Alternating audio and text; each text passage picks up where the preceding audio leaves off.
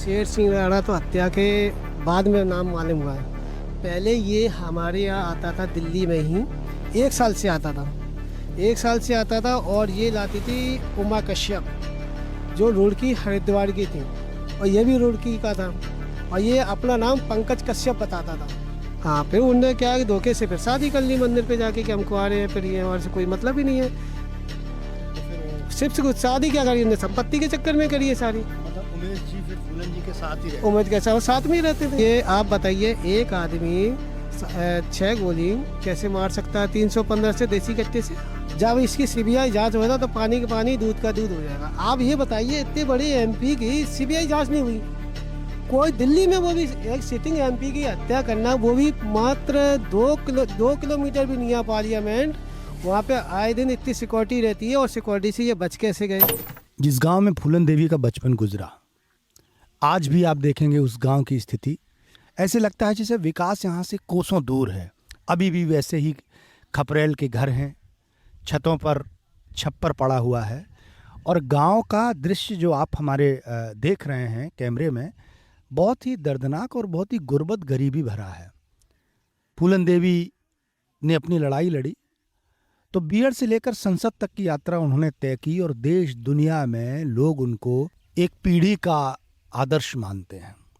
लेकिन वहीं विकास की जो गंगा है, फूलन देवी के गांव तक अभी भी नहीं पहुंची है। अभी भी जो नदी है यमुना, उसका पानी इतना ज़्यादा बढ़ जाता है कि ये पूरा गांव लगभग डूबने की कगार पर आ जाता है। मैं आज इस गांव में आया तो मैंने इस गांव के हालात देखे, कुछ भी नहीं बदला है। उस ज़माने में फूलन देवी ने हिम्मत की तो इस गांव को दुनिया के लोग जान तो गए, लेकिन विकास की गंगा इस गांव के दरवाजे तक नहीं पहुंची। आज भी शायद इस गांव में कोई ऐसा घर हो जिस पर प्लास्टर हो। किसी तरह लोगों ने ईंटें तो जोड़ ली हैं, लेकिन जीवन में इतने संसाधन नहीं जोड़ पाए कि वो सुख से रह पाएं।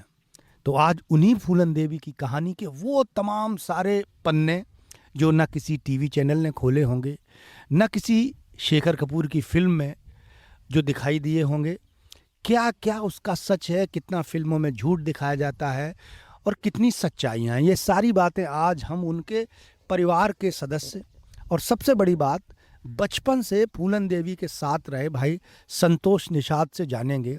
इनसे वो जानकारियाँ मिलेंगी जो इससे पहले आपने कभी भी नहीं सुनी होंगी।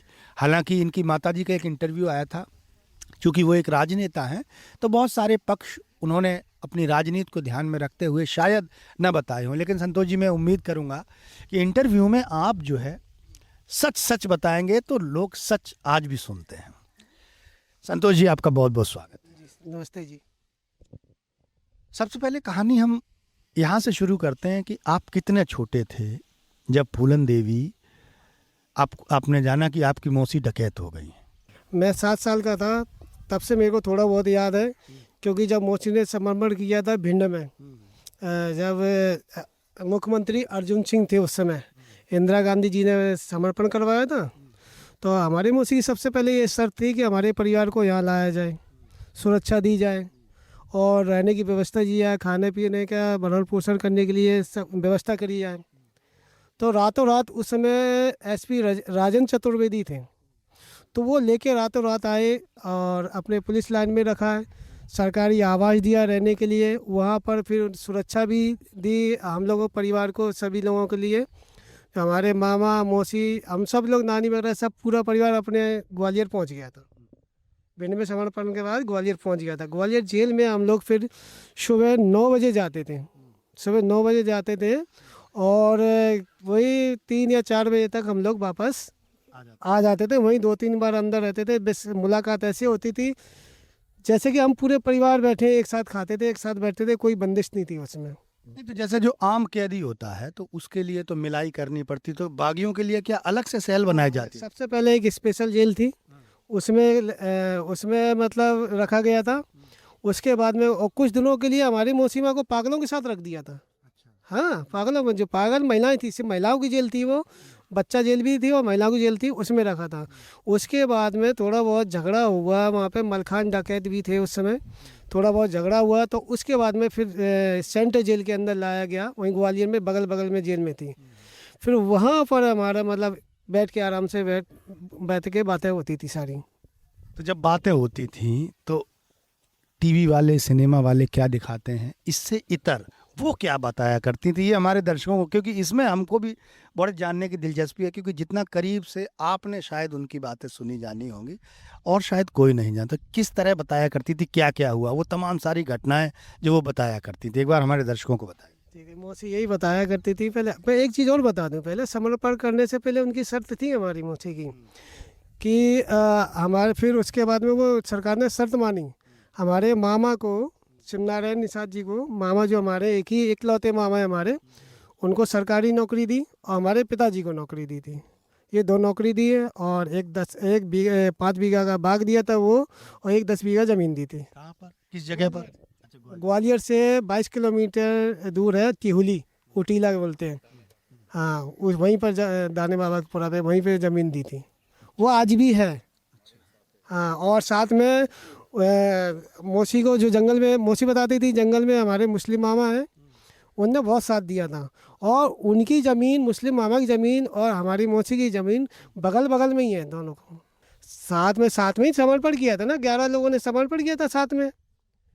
अच्छा, मुझे एक संतोष जी एक बात बताइए, ये जो, जैसे हमने उनकी माताजी से बात की, हमने आपकी माताजी से बात की, तो उनका सबका कहना ये था कि जो फूलन देवी जी की डकैत बनने की कहानी है वो मैया दीन से शुरू हुई, जो पारिवारिक झगड़ा था खेती ज़मीन को लेकर।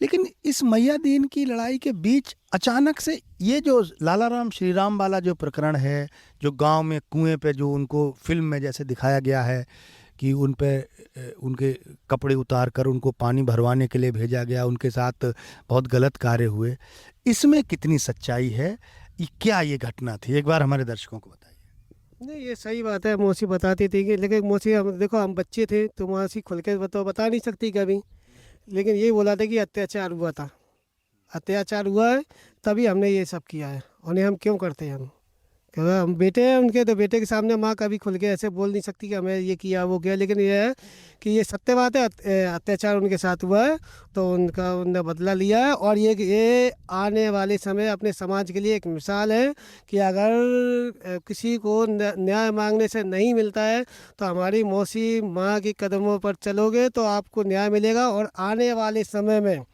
हमारी जो समाज है, हम अपनी समाज की नहीं कह रहे हैं, हर लेडीज़, हर औरत के लिए कह रहे हैं कि अगर मौसी कदमों में चलोगे तो आगे चल के बहुत अच्छे से रहेंगे और कोई भी अत्याचार नहीं होगा।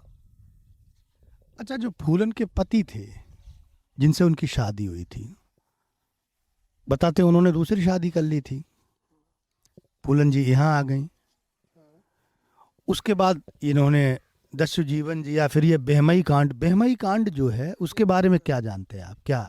ये मौसी ही बताती थी, यही बेमई कांड का तो बताया था कि कुएं पे जा करके इनने बहुत गलत काम किए थे, गलत तरीके से इनको घुमाया फिराया था। हाँ, क्या क्या मैंने बताया ना, जैसे कि मौसी माँ होती हैं तो उन बच्चों के सामने खुल के नहीं बता सकती ज़्यादा, इसलिए ये हकीकत बात में थे।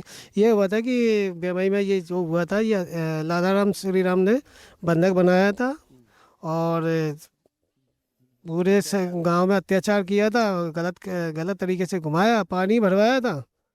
और ये सही बात है, इसका उसका बदला लिया फिर उनने।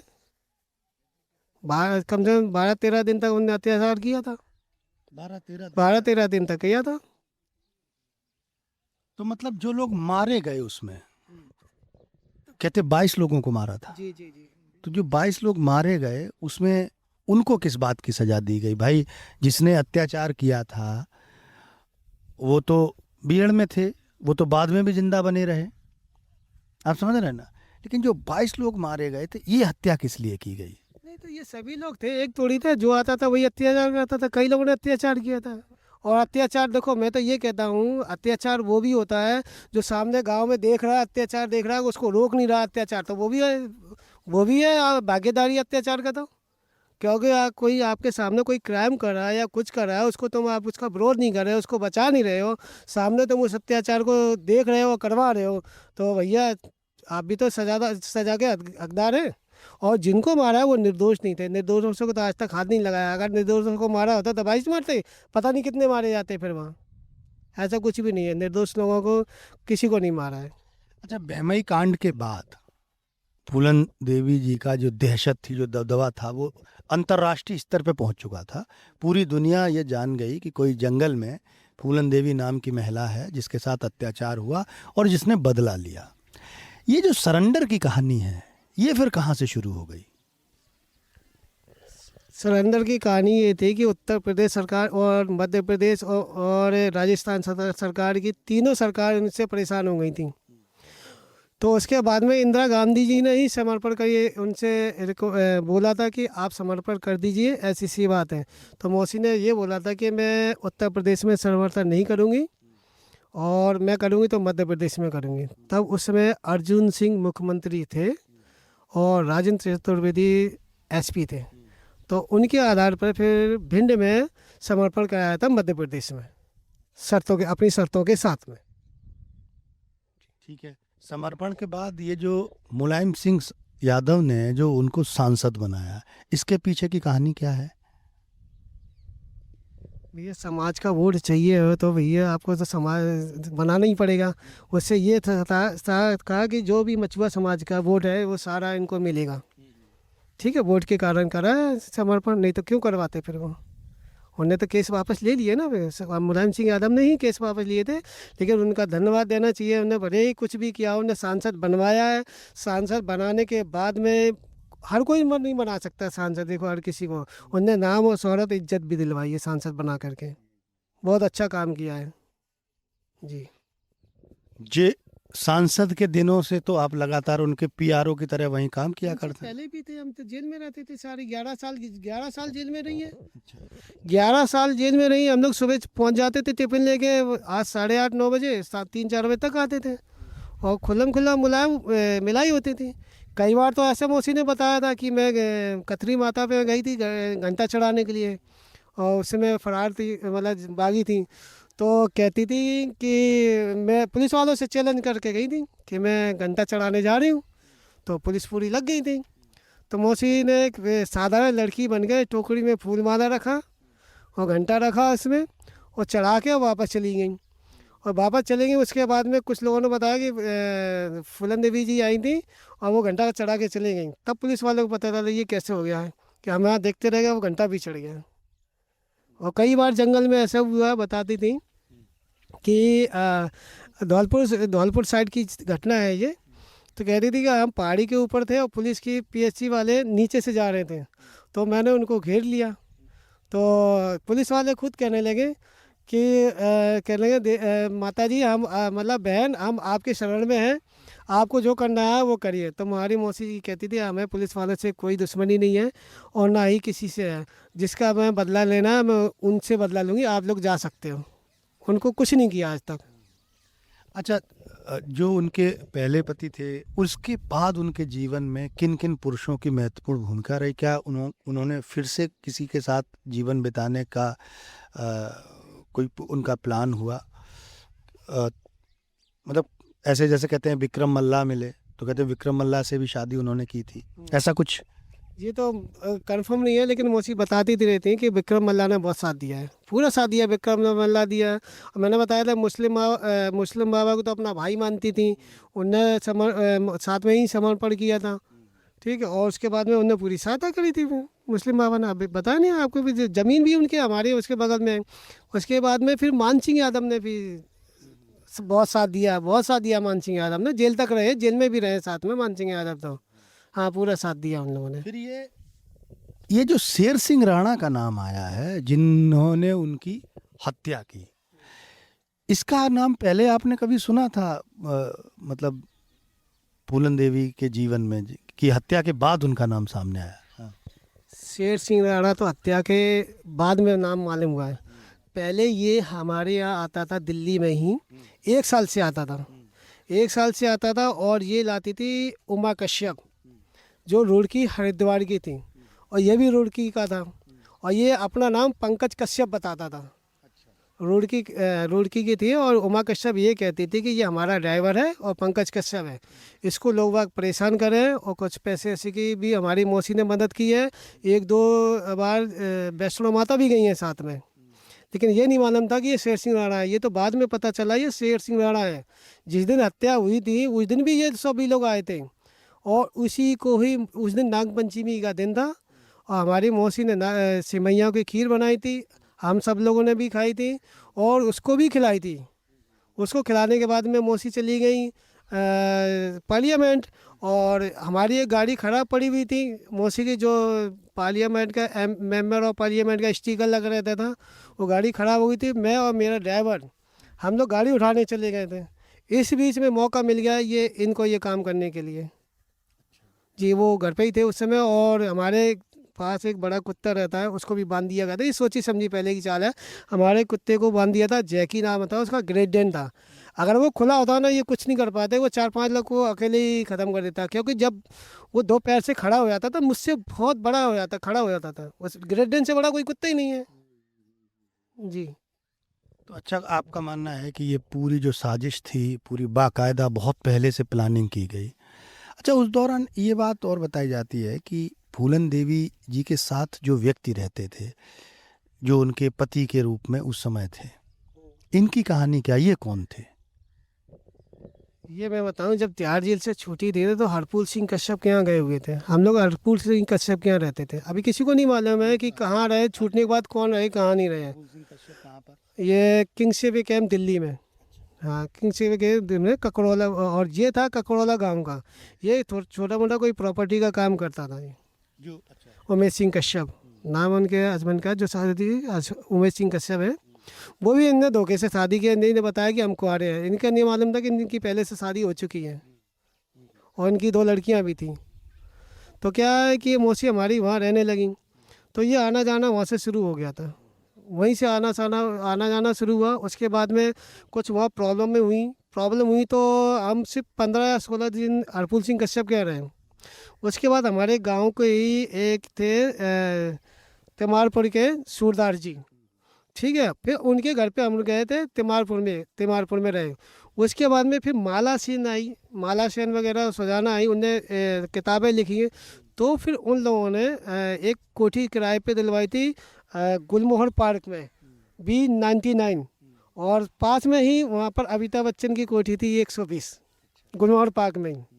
तो वहाँ पर राइटर लिखी, और उसके बाद में किताब लिखने के बाद में फिर कुछ पैसे मिला, फिर P112 चित्रण पार्क खरीदा वहाँ से। फिर हम लोग वहाँ पे शिफ्ट हो गए। हाँ, फिर उनने क्या कि धोखे से फिर शादी कर ली मंदिर पे जाके कि हम कुंवारे हैं, फिर ये हमारे से कोई मतलब ही नहीं है। तो फिर सिर्फ से कुछ शादी क्या करी उन्होंने, संपत्ति के चक्कर में करी है सारी। तो मतलब उमेश जी फिर फूलन जी के साथ ही रहे? उम्मीद कैसा, वो साथ में ही रहते थे, साथ में रहते थे। उस दिन भी देखिए आप, अगर 2 गाड़ियाँ थीं, जिसमें एक गाड़ी हमारे मौसा जी उमेद कश्यप लेके चले गए थे। अगर वो गाड़ी लेके नहीं जाते तो गाड़ी से ही मौसी अंदर जाती है पार्लियामेंट, और पार्लियामेंट से आते ही गाड़ी का गेट खुलते ही अंदर जाती है, बाहर उतरने की ज़रूरत ही नहीं था। उस दिन क्या हुआ है कि पार्लियामेंट में सरकारी बस होती है, वो लेके आएंगी और जस्ट गेट के बाहर छोड़ दिए 44 नंबर अशोका रोड पे। और हमारी 44 नंबर अशोका रोड थी, और बगल में ही कोठी थी हमारे 38 नंबर राजनाथ सिंह, वो उस समय मुख्यमंत्री थे। और बस वो उतरते वहाँ से गोलियां चलना शुरू हो गई, बता रहे हैं, गोलियां मारना शुरू कर दी थी। आप ये बताइए कि मौसी को हमारे 315 की कत्ते से गोली मारी है, और हमारे एक कट्टा घर के अंदर भी पाया गया, गोदाम में है। वो क्यों पाया गया, कौन लेने रखी है, क्या छानबीन हुई इसकी? कभी नहीं हुई है। हाँ, बोरी के नीचे था, उसमें मिला गया था, और कोई इसी केशव चौहान नाम था उसका, शायद भदोई मिर्ज़ापुर का। वो बता रहा था कि लालच में मैंने इसके अंदर नीचे छिपा के रख दिया था। पर ये आप बताइए, एक आदमी 6 गोली कैसे मार सकता है 315 से देसी कट्टे से? सोचने वाली बात है। दूसरी बात, आपके सिक्योरिटी के वाले के पास में पिस्टल रहती है, ऑटोमेटिक रहती है, उसमें तो 10 गोलियां आती हैं, वो भी छोड़ के चला गया। जिसमें ये पास में इतने नज़दीक से गोली मारी गई है, माथे पे मारी है, क्यों छोड़ के गया? उसके बाद में वो गाड़ी से भागने लगे तो उसकी गाड़ी में पीछे शीशे में गोलियां मारी हैं। फिर कैसे चालू हो गई है, पिस्टल कैसे चलने लगी फिर? अरे सोचने वाली बात है कि नहीं है ये? तो आपका मानना यह है कि इनकी मृत्यु की साजिश में कहीं उमेश जी का भी कोई साजिश हो सकती है? देखो ये तो मैं आप कुछ नहीं बोल सकता हूँ, लेकिन इतना बता सकता हूँ कि जब इसकी सीबीआई जांच होगा तो पानी का पानी दूध का दूध हो जाएगा। आप ये बताइए, इतने बड़े एमपी की सीबीआई जांच नहीं हुई। कोई दिल्ली में, वो भी एक सिटिंग एमपी की हत्या करना, वो भी मात्र 2 किलोमीटर भी नहीं है पार्लियामेंट। वहाँ पे आए दिन इतनी सिक्योरिटी रहती है, और सिक्योरिटी से ये बच कैसे गए? और दूसरी बात, कोई राजकीय सम्मान नहीं मिला। क्या नहीं मिला? मिला राजकीय सम्मान? कोई नहीं मिला है। और ना कोई आज तक सीबीआई जांच भी है। हम तो कहते हैं भाई सीबीआई जांच हो, दूध का दूध दूध होया, पानी पानी, किसने मारा किसने मारा खुले सब आ जाएगा, और उनको राजकीय सम्मान दिया जाए। और हम तो ये कहते हैं जहाँ तक कि भारत रत्न पे का ऐलान किया जाए कि भारत रत्न मिलना चाहिए। ये सोचिए, विश्व में चौथे नंबर की हैं और भारत में पहले नंबर की महिला वीरांगना महिला होते हुए भी आप उनको भारत रत्न नहीं दे रहे, तो क्या करेंगे आप? तो ये संतोष जी हैं, और फूलन देवी जी के साथ इन्होंने बहुत लंबा समय गुजारा है, और वो तमाम सारे पहलू जो शायद दुनिया के और कोई दूसरा आदमी नहीं जान सकता, ये हमको बता रहे हैं। संतोष जी, ये बताइए कि जब उमेश जी के साथ उनका विवाह हो गया, तो आप लोग तो लगातार उनको फूलन देवी जी के साथ ही रहते थे, तो आप लोगों के होने से कभी उन्होंने ऑब्जेक्शन उमेश जी ने उठाया कि ये लोग इतने सारे क्यों रहते हैं, कैसे रहते हैं, ये सब कुछ बातें ऐसी हुई? नहीं नहीं, अरे मैं आपसे क्या कह रहा हूँ, हमारे मौसी के अलावा मौसी के सामने कोई चू करके नहीं बोल सकते थे। कोई नहीं बोल सकते थे मौसी के सामने। मौसी जो कहती थी वही करती थी। अगर मौसी ऊपर सो भी रही होंगी ना, कोई मिलने आता है तो हमारे मौसा जी खुद नहीं जगाते थे, मेरे से कहते थे बेटा जगा आ जा। या किसी का फ़ोन आता था कहते जगा दो, मेरे को ही जगाना पड़ता था, मैं ही बोलता था। क्योंकि मैं, मेरी छोटी बहन उषा, मेरी छोटी बहन उषा है, जो कि मौसी ने वहीं से कन्यादान किया था, वहीं से शादी करी हमारी मौसी, हमारी बहन की। सांसद थी उस समय। और हमारी सबसे छोटी मुन्नी मौसी रहती थी, और छोटे वाले मौसा जी, और उनके दोनों बच्चे रहते थे वहाँ पे। हमारे मामा के भी बच्चे दोनों आ गए थे, रहने लगे थे वहाँ पे। हम सब मिलजुल के रहते वहाँ पे। लेकिन हमारे मौसी के सामने किसी का औकात नहीं थी कि उनसे कोई ऊंची आवाज़ में बोल जाए या कुछ भी हो जाए। तो कुल मिला के ये है कि शेर सिंह राणा जो थे वो बहुत पहले से, 1 साल से ये पूरा रेकी कर रहे थे, पूरे 1 साल से रहती कर। और जो घर के अंदर के लोग थे उन लोगों ने कहीं ना कहीं उनका साथ दिया, आप ऐसा मानते हैं? हाँ, हैं? दिया, साथ दिया है। क्योंकि आज वो छूट छूट गया है ना। क्यों छूटा है? क्यों छूटा आप बताइए ना। बयान वापस लिए इसलिए छूटा गया ना। अब मैं खुल कर नहीं दे सकता। देखो, पारिवारिक वाली बात है कि किसने बयान वापस ले लिए, किसने किया गया। आप, मैं तो आप एक हिंट दे सकता हूँ कि अखिल भारतीय महासंघ की एक शेर सिंह राणा ने संस्था बनाई थी, उसमें ये अध्यक्ष था, और मथुरा में उसकी मीटिंग हुई थी।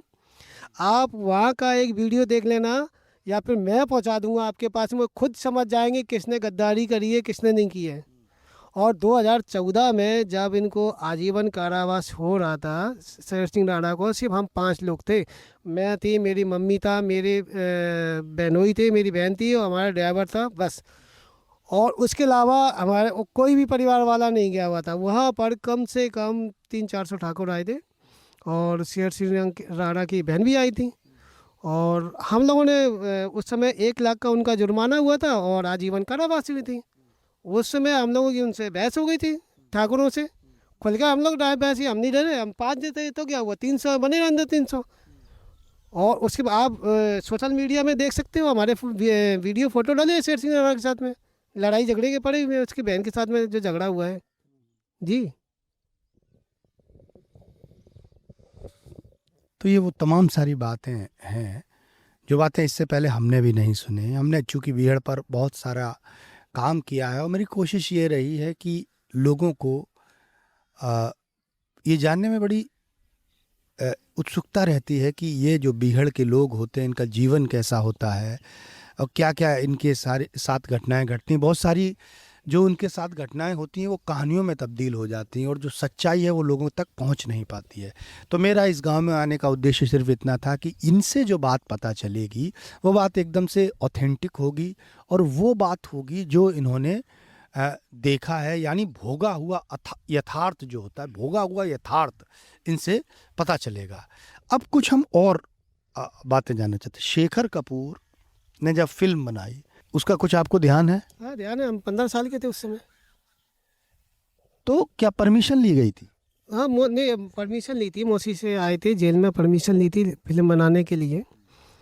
तो काफ़ी समय हो गया था उसको बनाते बनाते तो।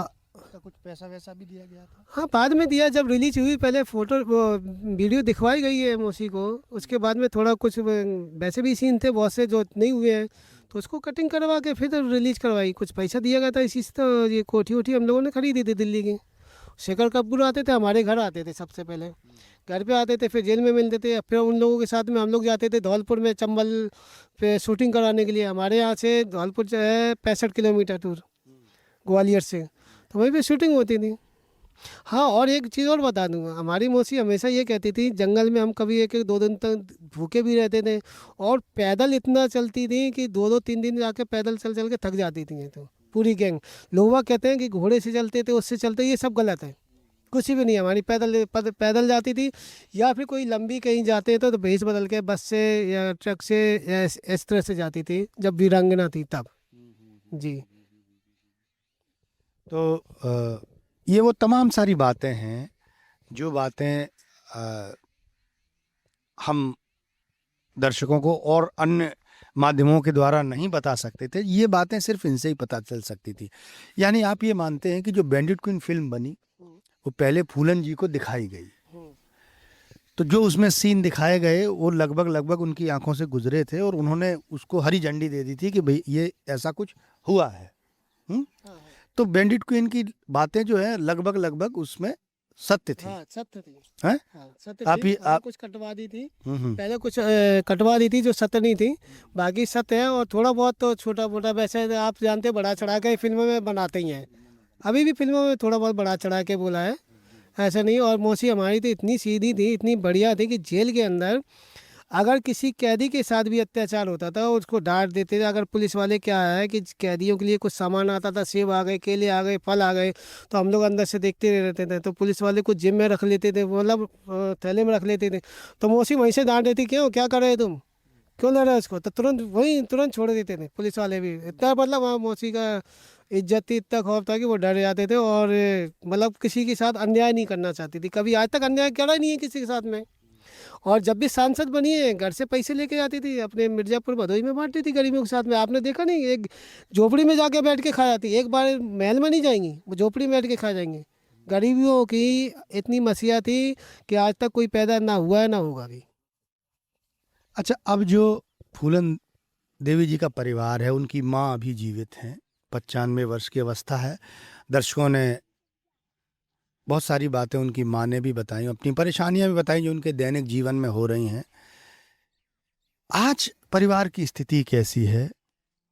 मतलब आपको लगता है कि जिस तरह से फूलन देवी जी का एक मकाम था, उस हिसाब से आपके परिवार की कुछ तरक्की हो सकी है?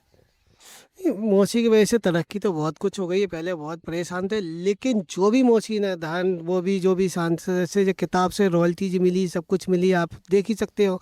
उमेश सिंह कश्यप है, उनने रख ली है। आज हमारी आपने नानी के देख लिया, नानी का घर देख लिया है उनमें कि हमारी मौसी माँ फूलन देवी की माँ कैसी स्थिति में है। सारे नेता आ जाते हैं, बस चुनाव आ जाते हैं तो माँ याद आती है, और उसके बाद 4-5 साल तक कोई याद ही नहीं आता है कि माँ कैसी रहनी है, कौन पाल रही। जी हमारे छोटी वाली मौसी का लड़का है जो हमारी नानी की पूरी दिन रात सेवा करते रहते हैं, इसके बारे में कोई नहीं सोचता। आप देख रहे हैं नानी हमारी कैसी रहती है, आपने घर देखा कैसा है, सारी संपत्ति कौन ले गया, आप बताइए। मौसी के रॉयल्टी वॉल्टी अभी तक आ रही है। अभी देखो मैं बताऊँ, P112 चित्रण पार्क है, और एक पेट्रोल पंप है, और 11 एकड़ का फार्म हाउस है बंगेल में, और जो रॉयल्टी आती है सब उमेश सिंह कश्यप के पास जा रही है। नानी के पास हमारे कुछ भी नहीं आया है। क्या है नानी के पास में? आज जीवन देख रहे हैं, एक पलंग भी ढंग से नहीं है हमारे नानी के पास में, कूलर भी नहीं है नानी के पास में। नेता आते हैं बस फोटो खिंचवाते हैं और चले जाते हैं, ये भी नहीं देखते हैं कि हम उनकी मदद करें या नहीं करें। उनकी लड़की का नाम लेकर के तुम इतने आगे बढ़े हो, कम से कम ये तो देखना चाहिए कि फूलन देवी जी की माँ को हम कुछ व्यवस्था करें या ना करें। आप उनके नाम तो लेकर आगे बढ़े हो। तो ये वो चमकती हुई तस्वीर के पीछे की सच्चाई है जो संतोष जी हमको सुना रहे हैं। इस माध्यम से जो हमारा दर्शक वर्ग है वो भी सुनेगा। और ये समझेगा कि एक आदमी जब जीवित होता है, जब उसका एक रसूख होता है, जब उसके पास एक क्षमता होती है, ताकत होती है, पावर होती है, तो ये दुनिया उसे किस तरह से सैल्यूट करती है। और एक बार जब वो आदमी गुजर जाता है तो किस तरह की दिक्कतें उसके जीवन में होती हैं, ये साक्षात मैंने अपनी आंखों से देखी हैं। आप देख सकते हैं किस तरह से ये टूटा हुआ छप्पर है, ये टूटी हुई खपरेल हैं। जिस घर में उनकी माँ मूला देवी 95 वर्ष की अवस्था में किस तरह से संघर्ष कर रही हैं, गांव के लोग उन्हें परेशान करते हैं। अभी उन्होंने बताया कि किसी ने उन्हें धक्का मार दिया जिससे उनको चोट भी लग गई। इतनी सारी विवशताएं, इतनी सारी परेशानियां उस व्यक्ति के जीवन में जिसकी बेटी सांसद रही, जिसकी बेटी का पूरी दुनिया में नाम है। तो ऐसे में अगर प्रशासन उनका ध्यान नहीं दे सकता है, उनकी परेशानियों को समझ नहीं सकता है, तो ये बेहद ही बेहद शर्मनाक बात है। मैं कुछ एक बातें और संतोष जी से करूँगा, समझूंगा, और उस पूरे चक्र को, उस पूरी यात्रा को, बहुत सारी घटनाएं इन्होंने सुनाई जो कभी नहीं आपने सुनी थी। संतोष जी, जैसा कि मैं खुद भी एक कवि हूँ, दुबई में मुशायरा होता है, ऑल इंडिया मुशायरा, तो एक मैंने कोई अखबार में एक बार पढ़ा था कि फूलन देवी मुशायरे में चीफ गेस्ट बनकर गई थी। वो घटना क्या है, वो घटना ज़रा बताइए। नहीं, हाँ मैं बताता हूँ। जब चीफ गेस्ट बन के गई थी वहाँ पर, वो भाई अब्बू आजमी है जो मुंबई वाले, वो लेके गए थे, जिसमें कि मैं गया था और मौसी गई थी और उमेश सिंह कश्यप, हम 3 लोग गए थे दुबई में। तो वहाँ पर शारजाह में तो चीफ गेस्ट बन के गई थी, मुशायरा हुआ था वहाँ पर। सभी लोग देख गई थी कि हाँ कि फूलन देवी कैसी हैं, इतना देख रहे थे। वहाँ पे शेख लोग होते हैं, शेख जो राजा कहते हैं वहाँ पे राजशाही है, लोकतंत्र नहीं है। तो उन लोगों ने बहुत इज्जत दी थी, बहुत अच्छे से रखा था। 3 दिन रहे थे वहाँ पे, 3 दिन रहे थे, और 2001 में गए थे हम। हाँ 2001 में गए थे, और बहुत अच्छे से उनकी मैं बता नहीं सकता, मतलब वहाँ पे इतनी इज्जत दी थी कि समझ लीजिए जो हिंदुस्तान वाले क्या इज्जत देंगे, जितनी इज्जत वहाँ पे लोगों ने दिया। उन लोगों ने ये कहा था आप यहीं रह जाओ, आपको सारी सुविधा सारी व्यवस्था हम यहीं कर दे रहे हैं। लेकिन बोला नहीं, हमारी समाज हमारी वहाँ राह देखती होगी, हम अपनी समाज को आगे उठाएंगे और हम चाहते हैं कि हमारी समाज आगे बढ़े। तो वहाँ सब एक एक कहानी बताया था मुझे। उसमें वीडियो में आप देख लेना कि मौसी ने बताया था, कुछ दिनों तक हमें पागलों के साथ में रहा, उस वीडियो में है, आप देख सकते हो जी। तो ये वो तमाम सारे किस्से हैं जो फूलन देवी से जुड़े हुए हैं, वो किस्से जो इससे पहले शायद आपने नहीं सुने होंगे। मेरी कोशिश यही थी कि एक बार उस वीरांगना का गांव, उस लड़की का गांव जो इस छप्पर टूटी हुई झोपड़ी से निकलकर भारत की संसद तक पहुंची, उसके जीवन की तमाम सारी वो बातें आप तक पहुंचा सकूं जो बातें आपने इससे पहले नहीं सुनी। और कोई विशेष घटना जो आप बताना चाहते हो, जो आपके मन में हो, कि जो उनसे जुड़ी हुई यादें हों, उसमें कुछ विशेष कोई घटना हो। मौसी के साथ हमारी बहुत वैसी बातें हैं, मैं आपको क्या बताऊं। कई बार तो मौसी ने ऐसे बताया था मुझे कि एक बार तो पुलिस ने गांव में घेर लिया था चारों तरफ से, गुलौली गांव में घेर लिया था चारों तरफ से। तो उसके बाद में मौसी ने 3 दिन हो गए थे, देर रात मतलब गोलियां चल रही थी। तो मौसी वहाँ के जो लोग वहाँ गाँव के थे, जो आप समझते हो करवी, जानते हो आप करवी, जानते हो? करवी के अंदर मौसी को लिटाया गाँव वालों ने, उसमें बांधने के बाद में सर पे रख के उसने बाहर निकाला ऐसे। पूरा मुसलमान ऐसा है कि उसमें हमें पूरा मौसी हमें बताती कि बेटा हम ऐसे ऐसे बच के निकले हैं हम लोग। और मैंने कहा ठीक है मौसी, आप बच के इसलिए निकले हैं कि आपने कभी गरीबों को सताया नहीं है आपने, और आपने हमेशा मदद की है, तो उन लोगों की दुआएं आपके साथ में हैं और हमेशा रहेंगी आपकी। और हम लोग तो दिल्ली में जो ये वो कहते हैं गुरुद्वारा है, बंगला साहिब गुरुद्वारा, हम लोग वहाँ पैदल घूमते थे जैकी को लेके। पहले 50 नंबर कोठी मिली थी, फिर हार गई थी, फिर दोबारा जीत गई थी, 44 नंबर है। हम तो पैदल घूमते थे आगे पीछे, जैकी को लिया और घूमते रहते थे। ऐसे हम चित्तरंजन पार्क रहते थे तो वहाँ पे भी ऐसे घूमने चले आते थे, और सब कहीं भी खड़ी होती थी, सब लोग रुक के देखते थे कि हाँ जी हैं, फूलन देवी जी हैं। बहुत अच्छा महसूस करते थे। और जेल के अंदर अभी मलखान सिंह से थोड़ा कहासुनी हो गई थी, इस चक्कर में जेल चेंज हुई थी। और मलखान सिंह आज भी हैं, हमारे घर के पास ही रहते हैं, ग्वालियर में। हाँ मलखान दद्दा जिसको बोलते हैं ना, लेकिन वो अच्छे से बोलते हैं, अब कोई दिक्कत नहीं है, बहुत बढ़िया आदमी है वो इस समय। हाँ, उनसे कोई ज़्यादा वैसी कोई बात नहीं है, पास में है जी। तो ये वो तमाम सारी कहानियाँ हैं, तमाम बचपन से मौसी ने हमें, बचपन 1.5 साल के थे हमारी मम्मी यहाँ छोड़ गई थी। अब नानी से पूछना, नानी बता देंगी। 1.5 साल के थे, मौसी ने हमें पाला है। और जब से छूटी है जेल से, तब हम उनके साथ ही हम दिल्ली में रहते, शुरू से लेकर एंड तक रहे हम जी। तो यहाँ पर तमाम सारी बातें हुई, शेखर कपूर की बातें हुई और शेर सिंह राणा की बातचीत हुई, बाबा मुस्लिम की बातचीत हुई, और भी जो तमाम सारे लोग उनके जीवन में जुड़े रहे उनसे बातचीत हुई। कभी उन्होंने ये बताया आपको कि इन 22 हत्याओं के अलावा भी उन्होंने कभी किसी की हत्या की हो, कोई घटना ऐसी आपको? नहीं, कोई हत्या नहीं करी। इनके अलावा कोई हत्या की नहीं, किसी की दुश्मनी नहीं थी, क्यों करेंगे। हाँ, पकड़ थोड़ा बड़े बड़े धक्के वो थे, लेकिन थोड़ा बहुत कोई पकड़ देख लेते नहीं दे पाया, कुछ नहीं है तो उनको छोड़ देती थी, वैसे ही छोड़ दी, जा बेटा कुछ नहीं है। हत्या आज तक नहीं करी किसी की मौसी ने, और किसी निर्दोष की नहीं करी है। पर पकड़ वही कोई की बड़े लोगों हैं उनकी थोड़ी पकड़ कर ली, तो गरीबों की मदद करती थी, जिन बच्चियों की शादी नहीं होती थी उनके लिए रुपए पैसे जो भी रहे सब देते थे। जो भी पैसा हुआ, कभी आज तक एक पैसा मौसी हमारे घर नहीं लाई है। समर्पण के समय सब बांट के आई गरीबों को, गरीबों को बांट के आई हैं। मतलब सरेंडर के समय लगभग उनके पास कितना पैसा होगा? नहीं, ये तो हमें पता नहीं था, हम तो बहुत छोटे थे, लेकिन इतना था कि कुछ पैसा भी होगा ना तो सब बांट के आई थी। अगर पैसा होता तो आज हम ऐसे जीवन जी रहे होते। तो ये वो तमाम सारी बातचीत थी जो फूलन देवी से जुड़ी हुई थी। संतोष जी ने बहुत सारी बातें हमें बताई। जाते जाते आप क्या कहना चाहेंगे हमारे दर्शकों से, सरकार से, या जो भी आपके मन की बात हो? एक तरह से एक जो आखिरी जो मैसेज है वो आप दीजिए। पहली बार तो मैं अपनी समाज से और जनता से ये कहना चाहता हूँ कि हमारी समाज जनता अगल अगल मत भागो, हम सब लोग एक मिलकर रहें। हमारा परिवार एक है। जो हमारे मौसी ने बलिदान दिया है उसका मान सम्मान रखिए, और हमारा समाज एक साथ होकर खड़े होकर, कहीं भी अगर अत्याचार होता तो हमारा समाज एक साथ खड़े होकर उसको न्याय दिलवाएं। और दूसरी बात यह है कि हमारा जो ये छोटा भाई है मौसी का लड़का, हमारे जो फूलन मौसी है उनसे छोटे रामकली है, उनका लड़का है मोहन, वो गांव में अकेला रहता है।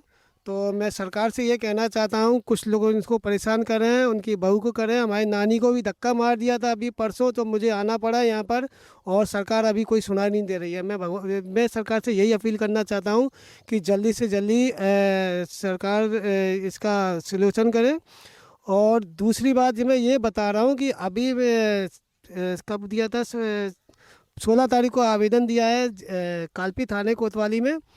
तो वहाँ के SHO हैं तिवारी जी, तो रोज़ फ़ोन करके बोलते हैं कल भेजेंगे पुलिस वालों को, परसों पुलिस वालों को भेजते हैं। आज तक पुलिस वाले नहीं आए हैं और ना ही कोई सुनवाई की है। आप बताइए, हमारे नानी को धक्का मार दिया, हमारे नानी की कमर में लग गई है, थोड़ा दर्द हो रहा है, वो बड़े मुश्किल में चल पाती हैं। हम लोगों के साथ में न्याय नहीं मिल रहा है, तो आम जनता के लोगों के साथ में कैसे न्याय मिलेगा। और आप देखिए, अब हमारे बस जो भी हमारे, जब हमारा मोहन ही है, हमारा भाई है छोटा, जो हमारी नानी की सेवा करता है, बहू सेवा करते हैं। और यहाँ की स्थिति आप खुद ही एक बार हम कैमरे से दिखवाएंगे, क्या स्थिति ठीक नहीं है। हम बड़े बड़े नेताओं से कहना चाहते हैं कि अगर हमारे मौसी का नाम लेके आप राजनीति करो, मुझे कोई एतराज़ नहीं है, ना हमारी नानी को है, लेकिन वो सब कुछ करने से पहले हमारी नानी की तरफ भी देखिए कि उनकी मतलब जो बेटी है देवी तरह से पूछते हैं, उनकी देवी की माँ को और भी दर्जा देना चाहिए बड़ा, जिससे कि समाज में एक अच्छा मैसेज जाए कि हमारी जनता और हमारी सरकार एक साथ दे रही है। मैं यही अपील करना चाहता हूँ आप लोगों से हाथ जोड़ करके कि हमारे नानी का और यहाँ का परिवार का, सभी को और समाज का ख्याल रखें। तो ये थे संतोष निषाद जी, फूलन देवी जी के बड़ी बहन, रुक्मिणी जी के सुपुत्र। इनका सबसे ज़्यादा समय फूलन जी के साथ इन्हीं का गुजरा है। उन्होंने वो तमाम सारी बातें बताई जो बातें हम लोग इससे पहले नहीं जानते थे। आप हमसे जुड़े संतोष जी, इसके लिए बहुत बहुत आपका धन्यवाद। आप हमारे यहाँ आए, आपका स्वागत है। और हम लोगों कहेंगे बस आप आएगा, हमारे नानी का ख्याल रखना ही आएगा। बिल्कुल बिल्कुल, मैं यही आपका धन्यवाद। और भी कोई बात याद आती है हम आपको बताते रहेंगे। हमारे बहुत सारी, पूरा जीवन उनके साथ ही बीता है हमारा। बहुत बहुत धन्यवाद कि हमारा संतोष जी। दिल्ली का ही राशन कार्ड है, ड्राइवरी लाइसेंस है और पासपोर्ट भी हमारे दिल्ली के मौसी के घर का ही है, सब कुछ वहीं मैं शुरू से रहता था। बहुत बहुत धन्यवाद।